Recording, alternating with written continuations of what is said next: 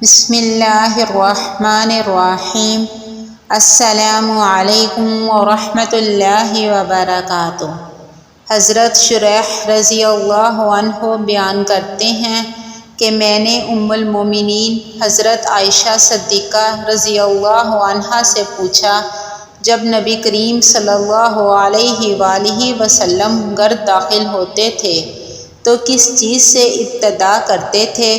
انہوں نے فرمایا، مسواک سے۔ صحیح ابن خزیمہ حدیث نمبر 134۔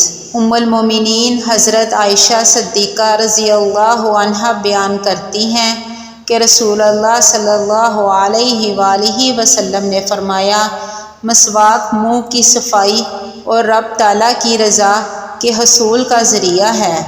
صحیح ابن خزیمہ حدیث نمبر 135۔ حضرت عبداللہ رضی اللہ عنہ سے مروی ہے کہ انہوں نے کہا، یہ قرآن اللہ کی دعوت ہے، جس قدر ہو سکے اس میں سے لے لو، اور میرے خیال میں اس گھر سے حقیر کوئی چیز نہیں جس میں کچھ قرآن نہ ہو، اور وہ دل جس میں قرآن کا کچھ حصہ نہ ہو وہ ویران مکان کی طرح ویران ہے جسے کوئی آباد کرنے والا نہیں۔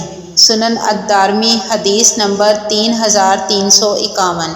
بے شک حضرت ابو ہریرہ رضی اللہ تعالیٰ عنہ کہتے ہیں کہ قرآن پڑھنے کی وجہ سے گھر اس کے اہل کے لیے کشادہ ہو جاتا ہے اور اس میں فرشتے حاضر ہوتے ہیں، شیطان اس گھر کو چھوڑ دیتے ہیں اور اس کی خیر و برکت بڑھ جاتی ہے، اور قرآن نہ پڑھنے کی وجہ سے گھر اس کے اہل کے لیے تنگ ہو جاتا ہے، فرشتے اسے چھوڑ دیتے ہیں اور شیطان اس میں بسیرا کر لیتے ہیں، اس کی خیر و برکت کم ہو جاتی ہے۔